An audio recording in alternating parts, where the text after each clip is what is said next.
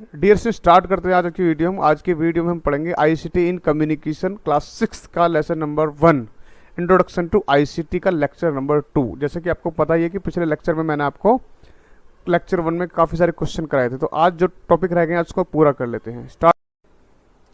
So next है हमारे पास में ऑपरेटिंग सिस्टम। ये ऑपरेटिंग सिस्टम होता क्या है, इसके बारे में हम जानकारी करेंगे। देखिए, ऑपरेटिंग सिस्टम एक कलेक्शन ऑफ प्रोग्राम होता है, कलेक्शन ऑफ प्रोग्राम जिसका काम होता है कंप्यूटर के रिसोर्सेज को मैनेज करना। जितने भी टास्क होते हैं एट ए टाइम हम कर रहे होते हैं कंप्यूटर पर, उन सबको मैनेज करता है ऑपरेटिंग सिस्टम। ठीक है। So operating system is a collection of program which manage all the resources of the computer system. देखिए, बहुत सारे रिसोर्स एट ए टाइम अगर हम बहुत सारे काम कंप्यूटर पर कर रहे हैं तो ये सारा काम जो मैनेज करेगा वो काम होता है ऑपरेटिंग सिस्टम का। ऑपरेटिंग सिस्टम काम ही है कि एट ए टाइम अगर जो कई सारे काम हम कर ले रहे हैं कंप्यूटर पर तो उन सबको मैनेज करना। फॉर एग्जांपल, मान के चलिए हम कोई बढ़िया सी पेंटिंग कर रहे हैं, एमएस पेंट पर कोई काम कर रहे हैं, कोई एक्सेल फाइल पर काम कर रहे हैं, बैकग्राउंड में म्यूजिक भी चल रहा है। ठीक है, 2 टास्क हो, तीसरा टास्क हो सकता है कि हम इंटरनेट पर कुछ चीज़ सर्फिंग कर रहे हो। तो कई सारे टास्क एट ए टाइम चल रहे होते हैं, तो ये ऑपरेटिंग सिस्टम की रेस्पॉन्सिबिलिटी होती है कि वो कितना टाइम ड्यूरेशन किसको देगा, प्रोसेसर हमारा कहाँ बिज रहेगा, कौन सा काम कब कैसे करना है, ये सारी रेस्पॉन्सिबिलिटी होती है ऑपरेटिंग सिस्टम की। ठीक, अगर तो मान के चलिए ऑपरेटिंग सिस्टम है ही नहीं तो हम लोग यूज़र जो कंप्यूटर को यूज़ करता है उसको यूज़र बोलते हैं। तो यूज़र डायरेक्टली कंप्यूटर के हार्डवेयर से काम नहीं करा सकता, तो इसलिए ऑपरेटिंग सिस्टम एक इंटरफेस की तरह काम करता है यूज़र एंड हार्डवेयर के बीच में। ठीक है, कंप्यूटर रखा है और हम हैं, जब तक उसके अंदर ऑपरेटिंग सिस्टम इंस्टॉल नहीं होगा तब तक हम उसमें कुछ भी नहीं कर सकते। सो इसलिए it is an interface between user and hardware. Operating system it is an interface between user and hardware. So operating system एक इंटरफेस की तरह कार्य करता है, एक मीडिएटर की तरह काम करता है बिटवीन यूज़र एंड हार्डवेयर। यानी कि जो हम टास्क कराना चाहते हैं हार्डवेयर से, विदाउट ऑपरेटिंग सिस्टम पॉसिबल नहीं हो सकता। ठीक है ना, क्योंकि ये हमें बढ़िया ग्राफिकल यूज़र इंटरफेस प्रोवाइड करता है जिससे हम अपना टास्क कर लेते हैं। आपसे बहुत सारे लोगों ने सुना होगा ऑपरेटिंग सिस्टम के बारे में। देखिए, कुछ लोग विंडोज़ का यूज़ करते हैं, कुछ लोग एंड्रॉयड का यूज़ करते हैं, कुछ लोग मैक का यूज़ करते हैं। ये सब क्या है, ऑपरेटिंग सिस्टम। उबुंटू होगा, लाइनक्स होगा, यूनिक्स हो गया, ये सब ऑपरेटिंग सिस्टम के एग्जाम्पल है जिनको हम यूज़ करते हैं मोस्टली। तो ये था ऑपरेटिंग सिस्टम के बारे में। ठीक है, नेक्स्ट पढ़ लेते। नेक्स्ट है हमारा topic computer memory. Computer memory क्या होती है? बेसिकली कंप्यूटर मेमोरी का काम होता है डेटा को स्टोर करना या किसी भी इंफॉर्मेशन या इंस्ट्रक्शन को स्टोर करना। So memory is use to store data, information and instruction. तो बेसिकली कंप्यूटर मेमोरी का काम ही होता है डेटा को स्टोर कर रखना या किसी इंफॉर्मेशन का किसी इंस्ट्रक्शन को स्टोर करके रखना। देखिए, मेमोरी भी होती है 2 प्रकार की। Memory further divided into 2 part, primary memory and secondary memory.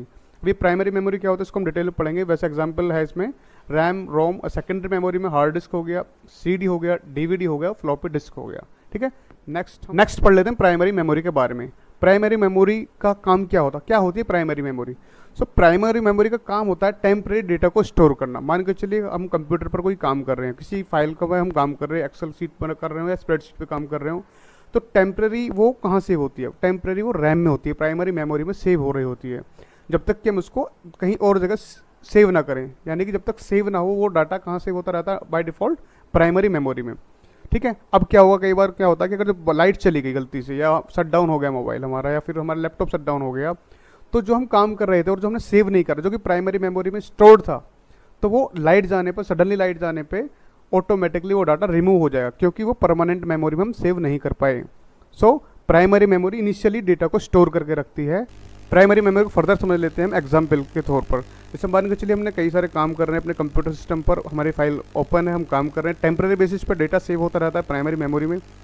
होता क्या है, सडनली अगर जो सिस्टम हमारा शट डाउन हो जाए या लाइट चली जाए तो उस टाइम पर जो डेटा था वो सारा लॉस्ट हो जाए। क्यों? क्योंकि वो परमानेंट मेमोरी में सेव नहीं किया गया था।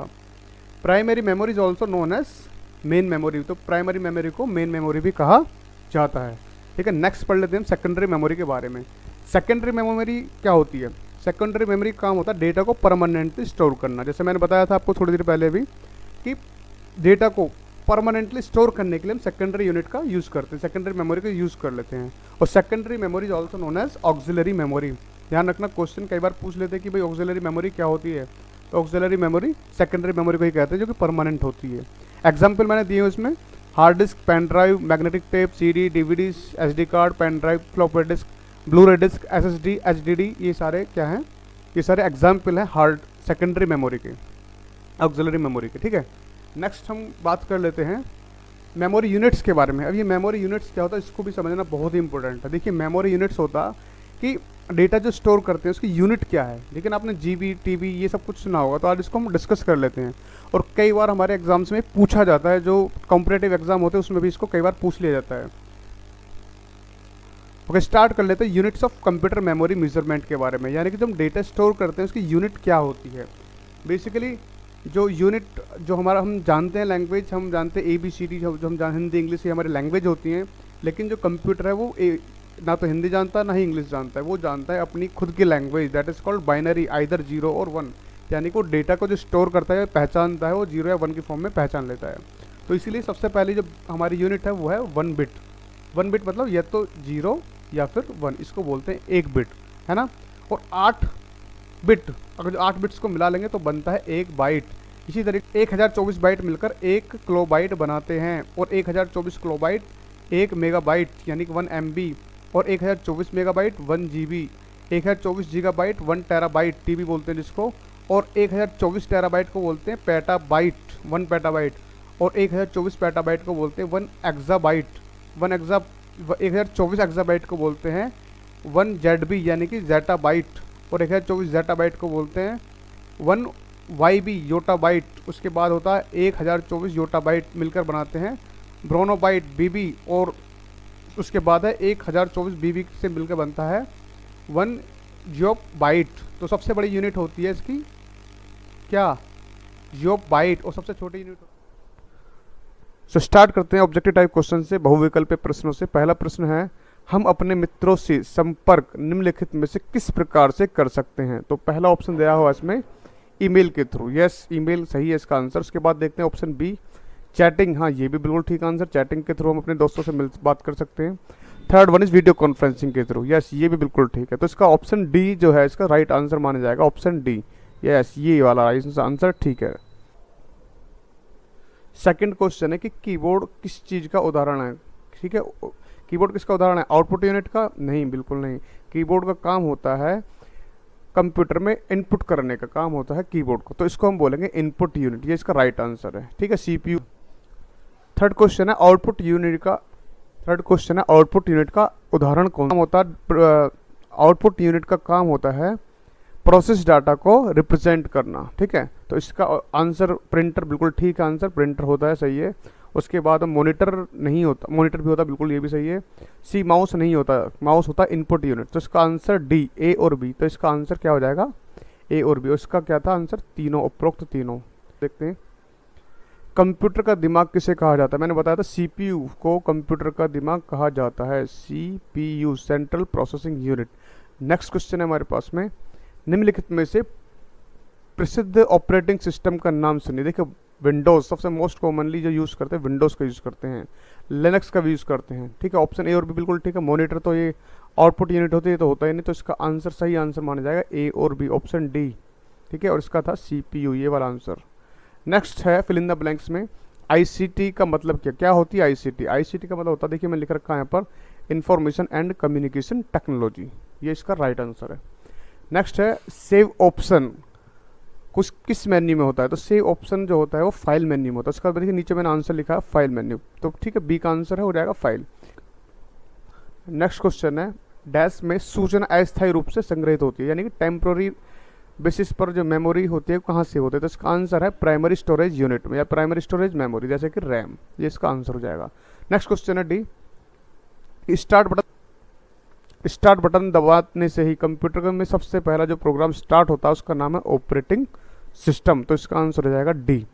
फिर है नेक्स्ट क्वेश्चन ई, स्मार्टफोन और टैबलेट किसके उदाहरण मैंने बताया था, पाम टॉप, इसका आंसर क्या हो जाएगा, पाम टॉप के उदाहरण है क्या, स्मार्टफोन और tablet. True and false.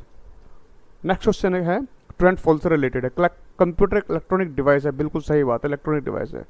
Computer को, नेक्स्ट क्वेश्चन है, गीले हाथ से कंप्यूटर के किसी भी हिस्से को छू सकते हैं, नहीं छू सकते, हमें करंट लगने का खतरा रहता है। नेक्स्ट क्वेश्चन है, लैपटॉप आकार में बड़ा होता है डेस्कटॉप से, नहीं जी ये गलत है, क्योंकि लैपटॉप आकार में डेस्कटॉप से छोटा होता है। उसके बाद है ICT हमारे रोज़मर्रा की ज़िंदगी में किसी भी क्षेत्र में मददगार नहीं है, ये तो हर जगह यूज़ होता है, ये तो ठीक है, तो इसको ना गलत दिया रखा है इसका आंसर, इसको कर देंगे क्रॉस।